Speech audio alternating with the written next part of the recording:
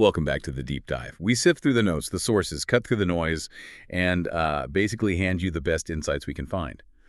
Today, your deep dive is taking us somewhere, or really fascinating, inside a song. It's kind of incredible how music, something we often just have on in the background, can secretly carry these really profound messages.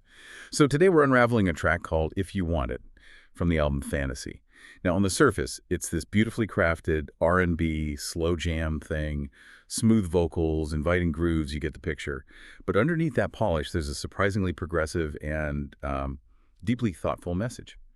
Our mission right now is to explore how this slow burn track uses its lyrics, its poetry, and the music itself to unpack ethical non-monogamy, which is, complex. It really is. And what's so insightful is how the song itself makes the invitation. It's not loud. It's almost a whisper, a calm, confident invitation to ethical non-monogamy.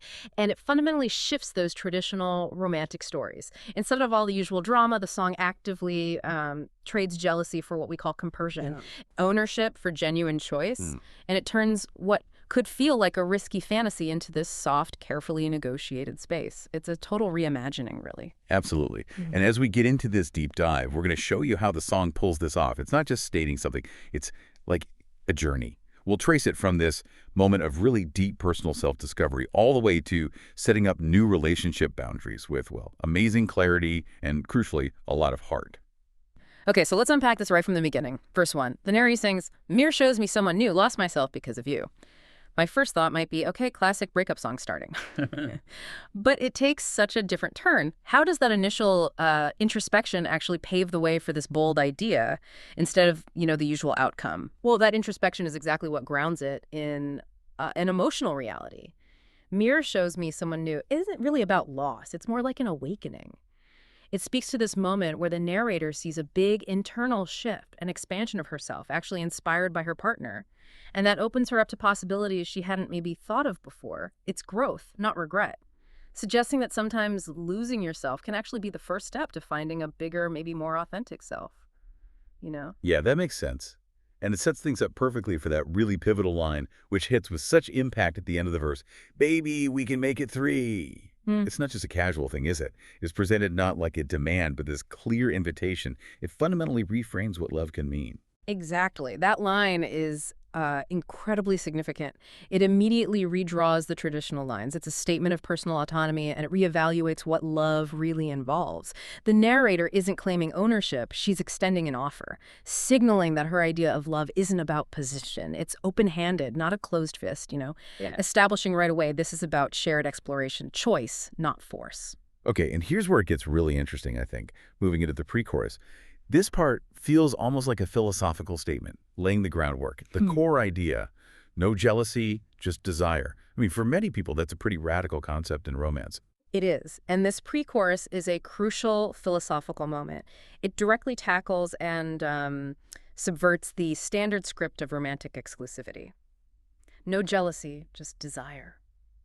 It introduces that concept of compersion, that, unique feeling of finding joy in your partner's joy, even if that joy involves someone else. It's deep empathy. Think about it. Instead of that gut punch of fear or sadness when a partner's interested in someone else, the narrator expresses a desire to embrace that happiness, maybe even enjoy it. It's a complete flip. And the line, "set my lonely heart on fire," then connects to this wider view of love. Suggesting this new way actually moves her away from loneliness by fostering shared happiness, not contracting into possessive solitude. That's such a powerful reframing. But, for listeners used to more traditional stories, no jealousy, just desire, might sound, well, almost idealistic. How does the song, or maybe your analysis of it, ground this idea in something practical, something achievable, not just a nice sentiment? That's a great question because it does sound idealistic on its own. But the song grounds it by immediately shifting from that philosophical point into practical, actionable steps. It's not just about a feeling. It's about creating a space where that feeling can actually thrive. And that brings us right into the chorus. Exactly.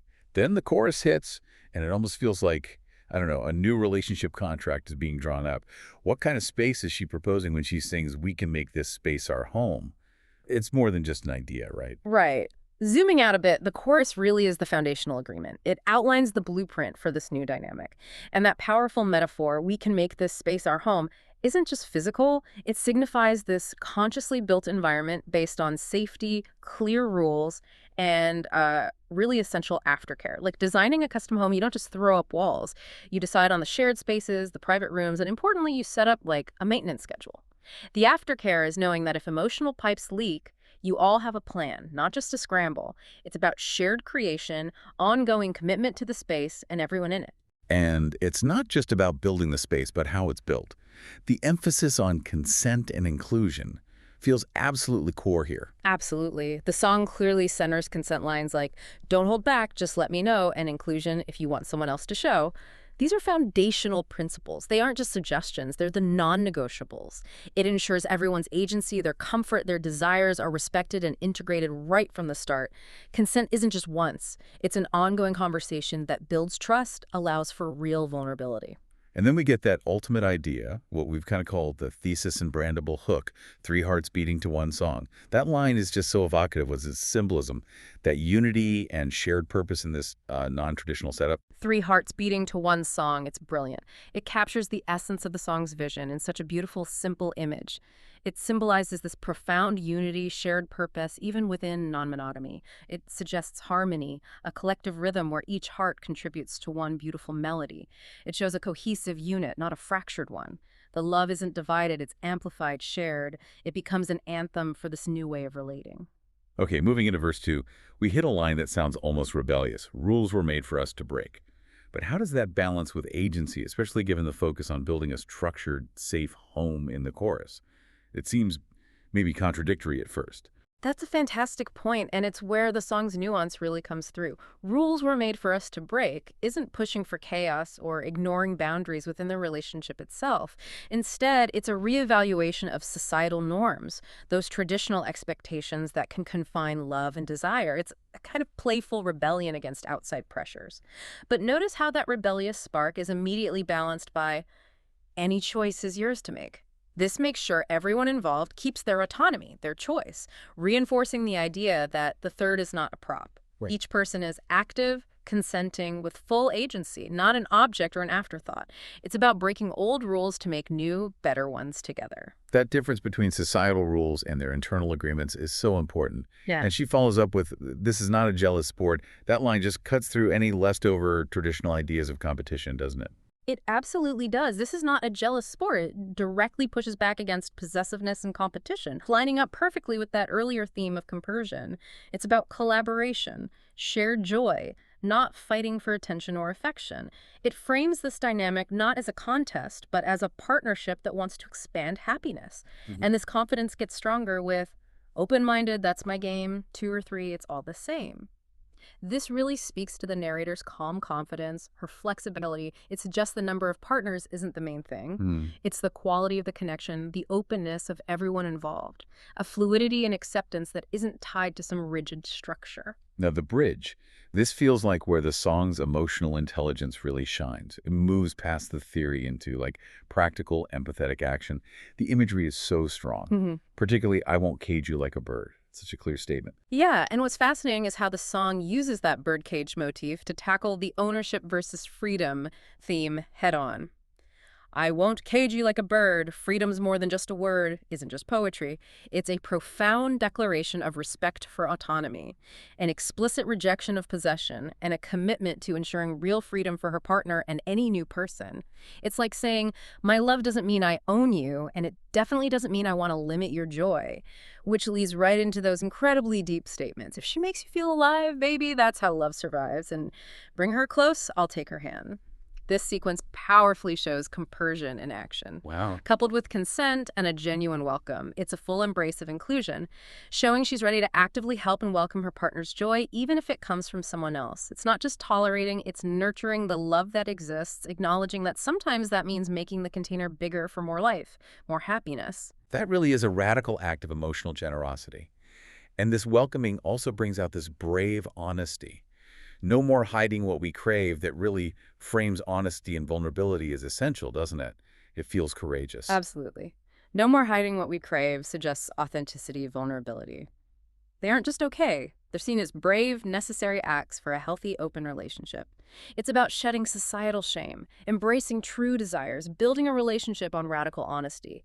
The total opposite of secret affairs. It's bringing everything into the light with full consent, open hearts. So wrapping things up a bit, what does all this mean for the song's lasting message, the final chorus, the outro? Yeah. They seem to solidify this idea that it's not temporary, not a stunt, but something sustainable, something growing. Exactly.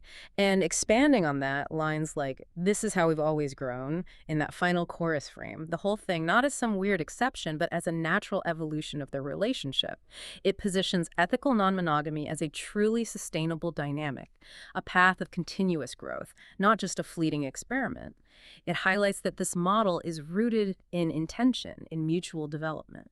And it's so interesting how the music itself reinforces all this. Can you tell us a bit more about how the R&B, the slow jam genre specifically, helps create that atmosphere of calm confidence and deep intimacy? Absolutely. The genre choice is just masterful. That breath-led, intimate chest voice, for instance, combined with the soft vibrato, those stacked harmonies on three hearts beating to one song, it creates this feeling of vulnerability, shared intimacy, almost like a secret whispered just to you. It's not shouting a demand, it's inviting understanding, draws you in close. And the production choices. You mentioned widening the stereo field in the chorus or that blooming harmony in the bridge. How do those support the message? Well, those production choices meticulously soft land the idea, as the notes say. When the stereo field widens in the chorus, it physically creates a sense of space, reflecting that expanded emotional relational landscape.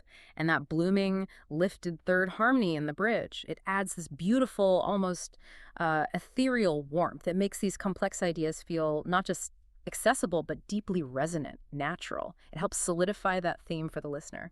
Love is the through line here, not the spectacle. It's sensual, sure, but grounded, heartfelt, makes the whole emotional journey feel real, resonant. That's a great point about the music being part of the message. And the way it tags out on Three Hearts, One Song at the end, it really makes the theme feel, I don't know, inevitable. It becomes the anchor. Precisely. The musical choices aren't just decoration, they're intentional. They make the whole complex journey feel accessible, deeply resonant, natural, solidifies the theme.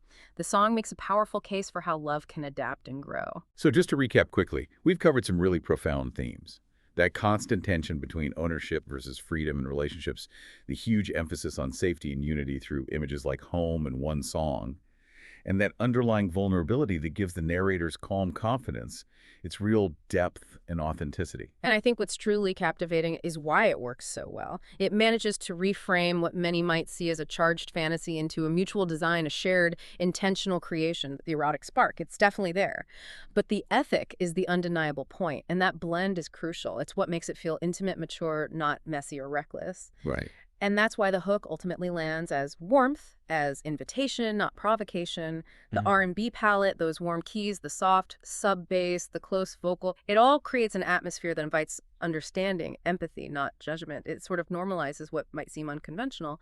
This deep dive into If You Want It has really shown us how music can so thoughtfully articulate these complex, emotional, relational landscapes. It invites you, our listener, to consider new ways of loving, connecting, moving beyond conventional stories with grace, clarity, and real heart. And that leaves us with a final thought, maybe something provocative. How can art like this specific song act as a bridge? A bridge to understanding, maybe even normalizing these deeply human desires and relationship structures that might initially seem unconventional to a lot of people? Or maybe even more broadly, how can cultivating compersion, finding joy in a partner's joy, and consistently emphasizing consent, how can those enrich any kind of relationship? Whether it's monogamous or non-monogamous, these aren't just niche concepts, they're tools for deeper connection in all our partnerships, really. Those are definitely powerful thoughts to ponder long after this deep dive is over. Thank you so much for joining us on this exploration. We really encourage you to give If You Want It a listen with these new insights in mind.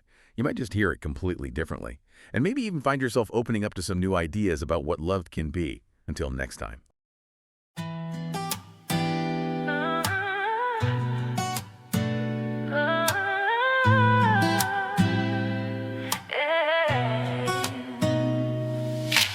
Late night calling, feel the heat, got me falling incomplete. Never felt this way before.